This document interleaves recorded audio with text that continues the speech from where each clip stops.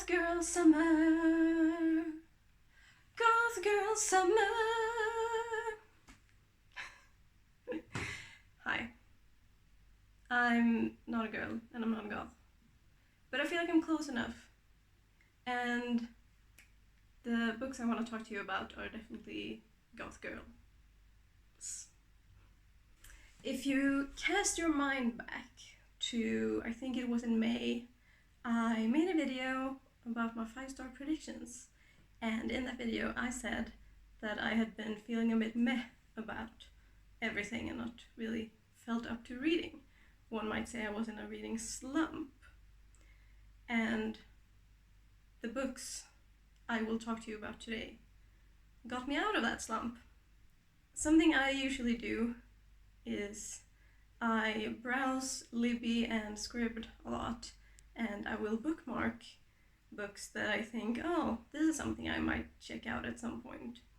So I was scrolling through like my bookmarked and saved books, and I saw this book called The Strange Case of the Alchemist's Daughter by Theodora Goss.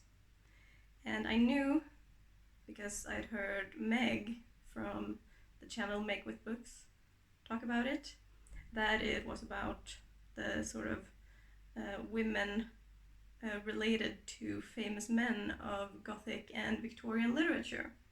So the Alchemist's Daughter is Mary Jekyll, and then we have Diana Hyde, and we also get Beatrice Rappaccini, which I hadn't read or even heard of actually, Rappaccini's Daughter, before this. It's a short story by Nathaniel Hawthorne. But I have since read it, and it was fine. Beatrice is a great character, though. Anyway, we also have Justine Frankenstein, the Bride of Frankenstein.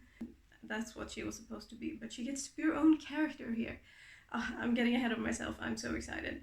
And we also have Catherine Moreau, who is based on The Island of Dr. Moreau by H.G. Wells. And there are a lot of other side characters that I recognize as well. So in the second book, European Travel for the Monstrous Gentlewoman, we have Dracula and what's her name? Mina from the original Dracula by Bram Stoker. And Dorian Gray makes a cameo in the third book, and Sherlock Holmes is kind of a recurring side character through all 3 of the books, but he never takes over. It's a very women-centric trilogy, and I really love that. And I feel like that's a huge part of the point of the series, sort of taking these canonical stories and characters and extrapolating on them in a way that claims the spooky and Victorian for the ladies. Because there are a lot of men in those kinds of narratives from the Victorian era.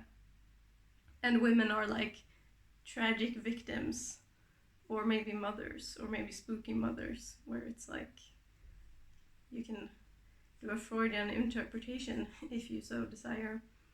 I remember that was a big thing because I studied the female Gothic when I was at university, and they talked about all the rooms and houses and corridors in Gothic stories as like symbolic of the womb. Anyway, these ladies are called the Athena Club, so it's the Athena Club trilogy, and it has like a gimmick that it's written by one of the characters, and every now and then the other characters like interrupt her and are like, I wasn't thinking that, I don't remember what I was thinking, and sort of like, do you have to write about this bit? That's personal, and stuff like that, which I also knew before going in, and I wasn't sure if that was going to work for me or not, because it sounded like the kind of thing that could be annoying, And I guess it's not going to be everyone's cup of tea. But I found it mostly just like funny and charming. It was just like an extra layer of immersion in the narrative because it developed the characters even more and made them feel even more real. But they are like well-written characters in the main narrative without the commentary as well. So I really love all of the main ladies. Beatrice is great, like I said. And Justine Frankenstein. Frankenstein is one of my favorite Gothic books. I have read it twice, I think. And more than once at least. And they talk about how like Mary Shelley's account is pretty true to life up until they claim that the lady monster was destroyed. It's so much fun if you're a nerd like me to read this sort of fan fiction about characters you love and in like a tone and atmosphere that you love, because it's not called fan fiction when the characters have passed into the public domain, then it's called a retelling. But it is basically fan fiction. And I was thinking about that while I read, that this has everything that I love about fan fiction and everything that's good about fan fiction. Fan fiction gets a really bad reputation, mostly because of 50 Shades of Grey, I feel like. But I have read a lot of really great fanfic in my day, and this book kind of reminded me of the best of them. And I think that was one reason it helped me get out of the slump as well, because I already had an in, so it was very easy to pick up and easy to get into. That's not to say, because I mean, I didn't know any of these characters before, except maybe Sherlock Holmes, I guess, but like I said, he doesn't take up a ton of page time, and he's also characterized in a specific way here that I haven't seen anywhere else. I also haven't consumed a ton of Sherlock content. I'm good. I played a Sherlock game, and that's pretty much it. I just got kind of sick of hearing about him on Tumblr, so I never wanted to watch the show or read the original books or anything.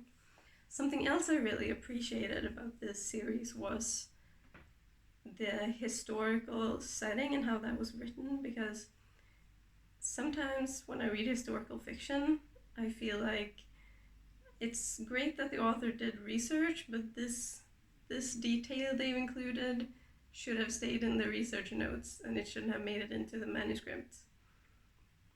But Theodore Goss, I think, really pulled it off. And it obviously is well researched, but the finished manuscript that I was presented with, it was all just very natural. She wrote the Victorian setting. We are in the 1890s. In the last book, they reference Oscar Wilde's trial, for example, which was in 1895. I just wanted to mention that because it's something I really appreciate. I have DNF'd a book in the past year that was also set in kind of Victorian era, where I didn't like how the setting was written, because I don't know, it felt unnatural. But speaking of the historical aspect, so like it's obvious that she has come into it with a modern take on issues like, should women wear pants and should women vote and stuff like that. But I thought that she worked those things in very naturally as well. In the last book, it comes up a lot more, different political issues. Beatrice, my love, becomes especially like interested in politics, and one of the others calls her a socialist, and she's like, well, maybe I am. And I was like, yes. I was almost hoping that they would like meet Eleanor Marx, one of Marx's daughters, who was very active in the labor movement, but they didn't. But that's okay. It was still a really great book. I haven't even talked about how there's a mystery and they solve crimes and go on adventures together. I've just talked about them as characters because I'm a character bitch through and through. But I do love good action, and it has good action. It's well paced and exciting, and you have to know what's gonna happen next. They're just great books. They're amazing. And there is a magic system that I really appreciated how limited it was. What the magic is able to do is extremely specific and requires a lot of training, and it's just so good. It's so good. The first book is The Strange Case of the Alchemist's Daughter.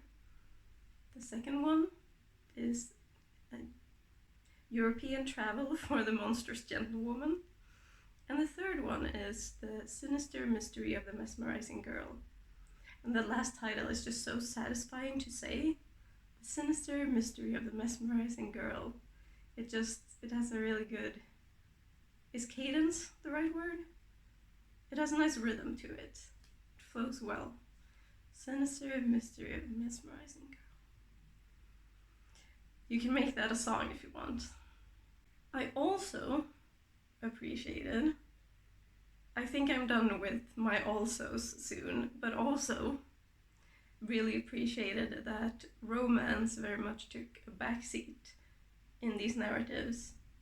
It was present as a natural part of these young women's lives, or not so young in some cases, but it didn't take over their whole personalities and their whole stories, which is, again, something women often fall prey to in various stories, books, movies, games, etc. And I love to see that because I feel like I'm a very anti-romance when I'm reading something not for romance reasons. And maybe that's my issue, but I just love to see it. It's not that I don't love love.